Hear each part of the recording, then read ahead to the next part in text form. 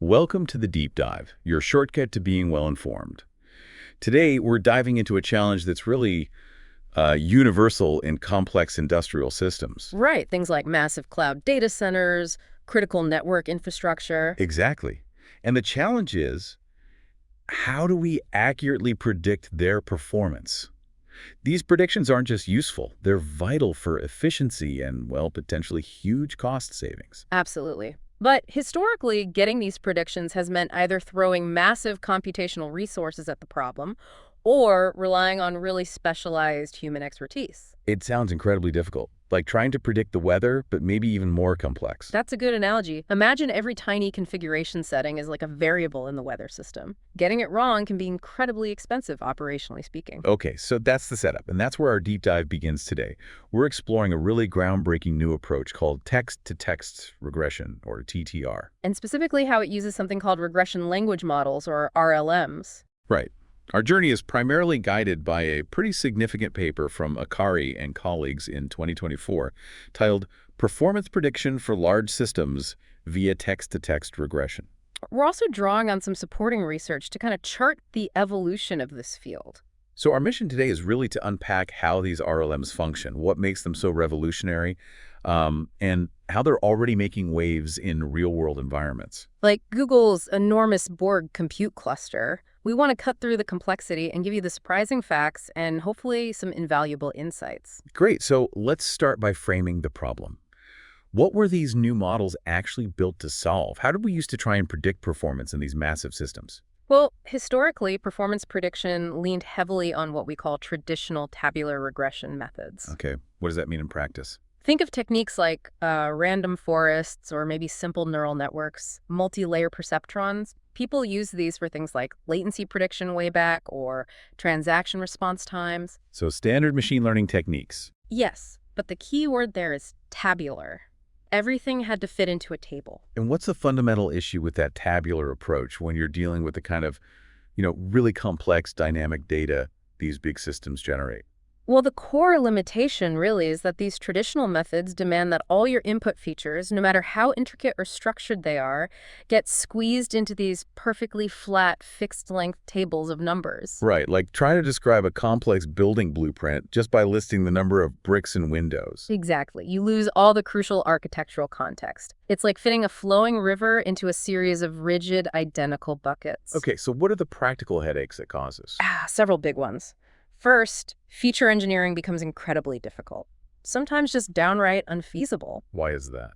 Because complex system data, think configuration files, maybe YAML or system logs, it's just inherently non-tabular. It's nested, it's variable in length, it's full of rich text. So trying to manually convert that into flat numbers. It's incredibly time-consuming, super error-prone, and you're essentially losing crucial context. You end up treating the system as a black box, which, as some researchers noted back in 2021, drastically reduces your prediction accuracy. So you compress the information, lose the context, and the predictions suffer. Makes sense. Precisely. And that leads to another major problem: a severe lack of adaptability. How so? If your data representation is rigid and tabular, what happens when new machine types come online or new kinds of workloads appear? Uh-oh.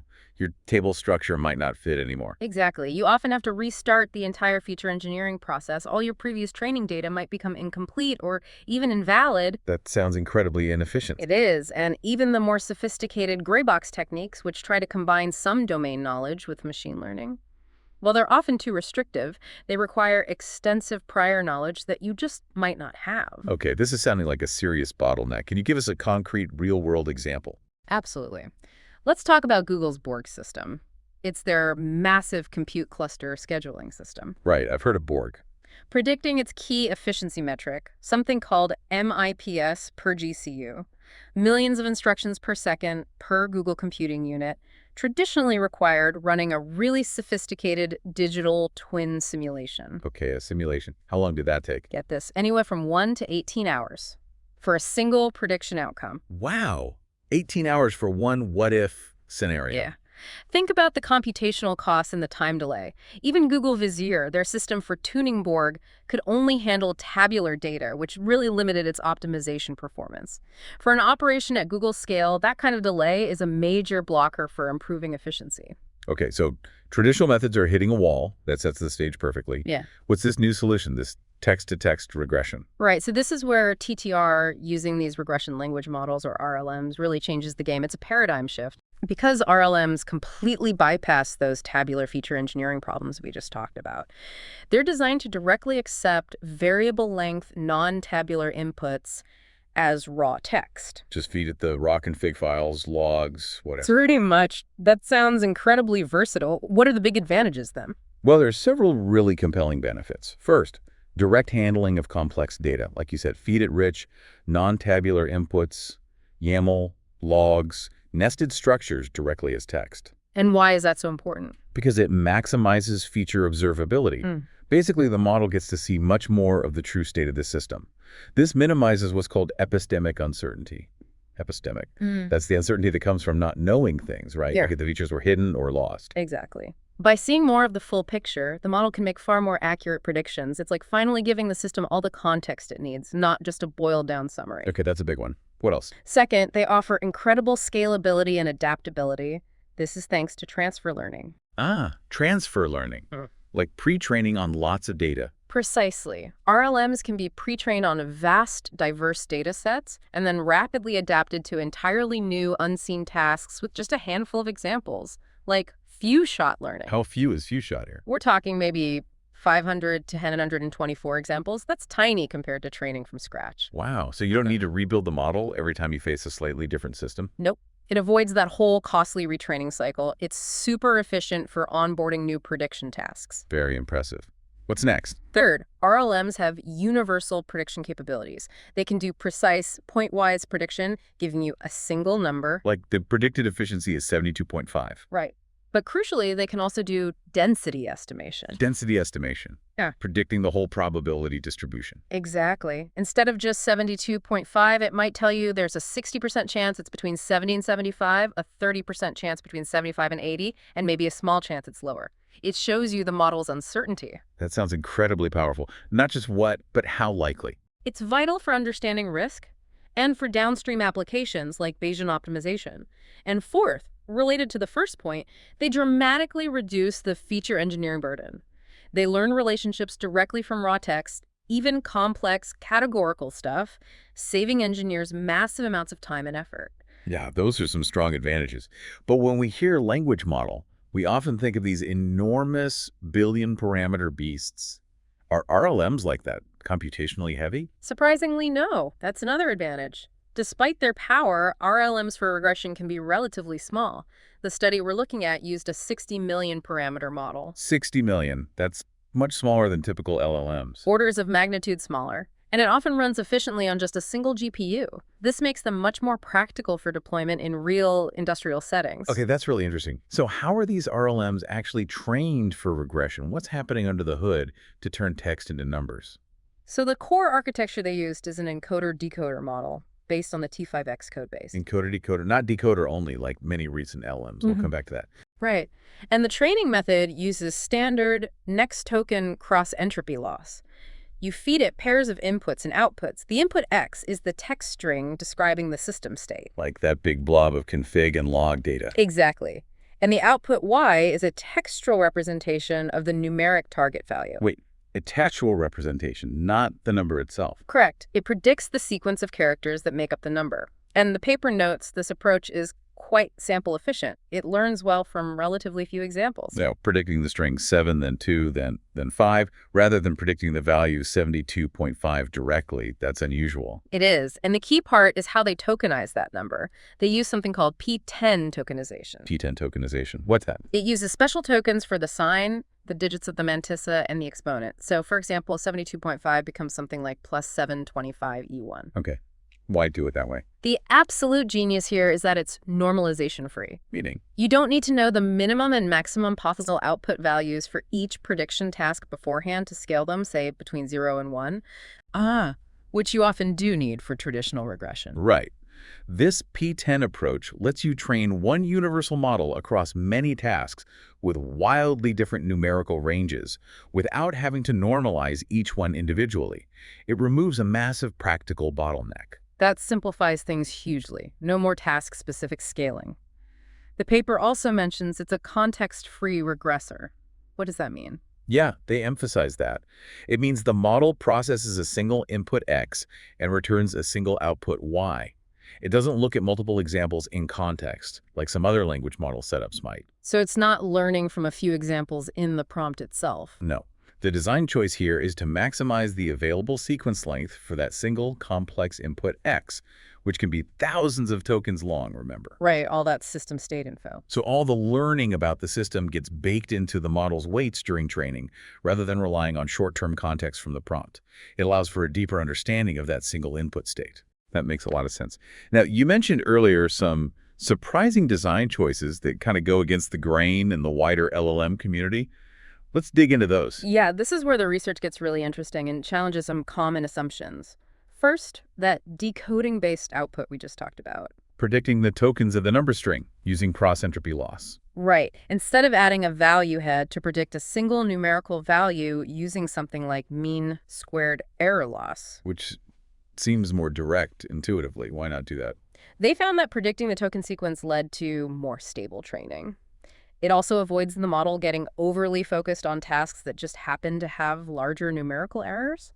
Predicting the string 72.5 was found to be more robust than trying to directly predict the value 72.5 empirically. Huh. Counterintuitive, but the results speak for themselves, I guess. What was the second surprising choice? The use of an encoder. As you noted, many modern LLMs are decoder only, like Gemma or Llama. Right, that's been the trend. But this research found that for these complex regression tasks, having separate encoder layers is necessary for properly processing the complex input X. Why would that be?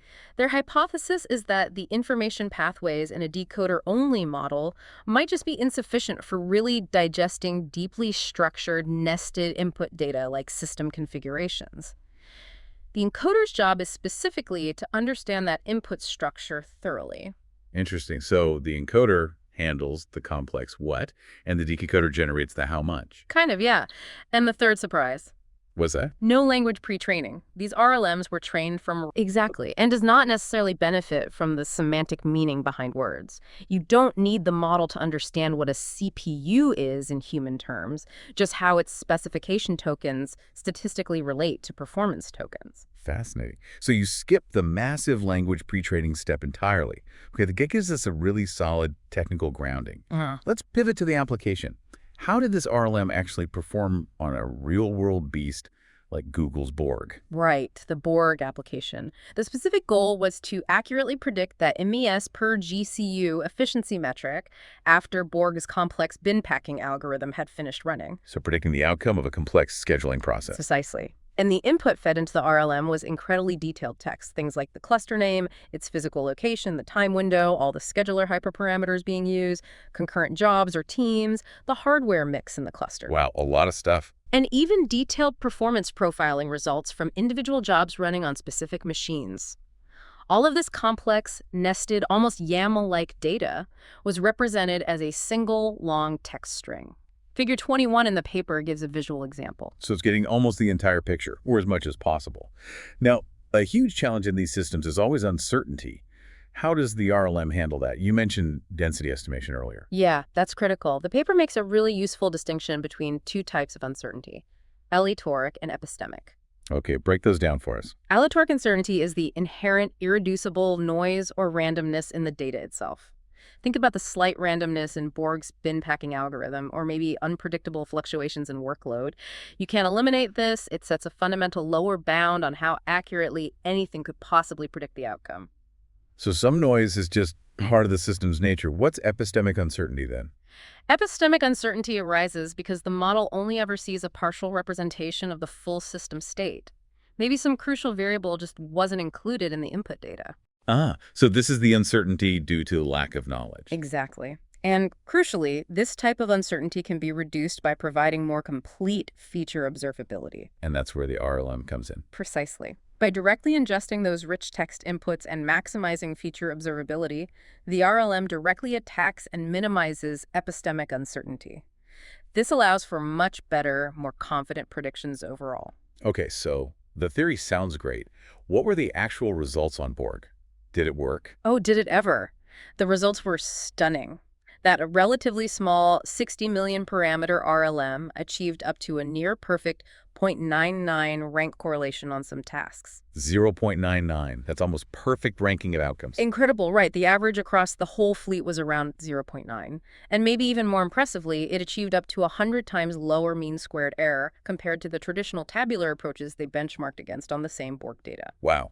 100 times lower error. Yeah, That really hammers home the benefit of seeing more features rather than compressing them away. absolutely. It's powerful evidence for maximizing feature observability. And what about that density estimation capability in practice? How did that look on Borg? Yeah, this is where the RLM really shows its versatility.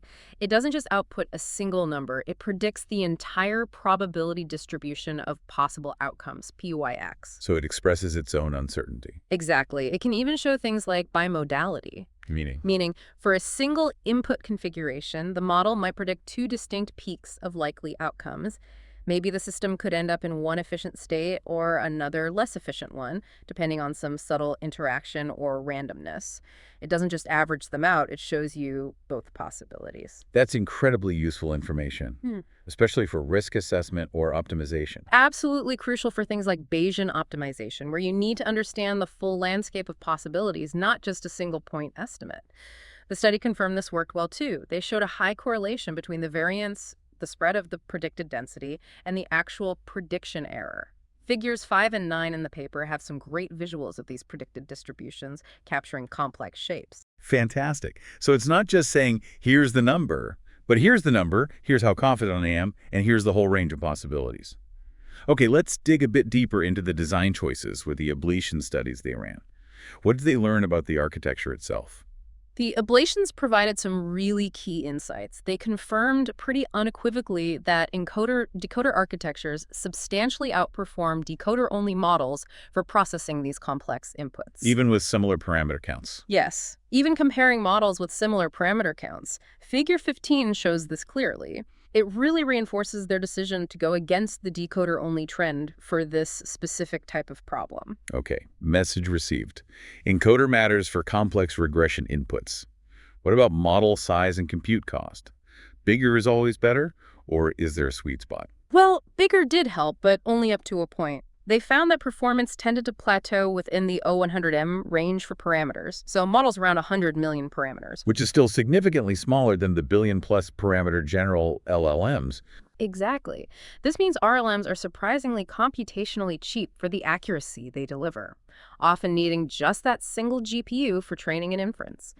Figure 16 shows this performance plateau visually. It's great news for practical deployment. Definitely good news. What about the input itself? Did adding more information, a longer sequence length, always help? Generally, yes.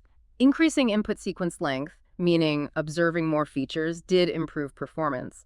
However, they saw diminishing returns beyond roughly 3,000 characters of input text. Why the diminishing returns? It seems that the extra tokens beyond that point were coming mainly from the least important features, according to their analysis. Things like very granular job-on-machine performance profiles. Table 1 and Figure 17 detail this. So the model effectively learns to focus on the most impactful features earlier in the input. It seems so. They also highlighted specific features that consistently had a big impact, like the time window feature, which makes perfect sense from a domain knowledge perspective.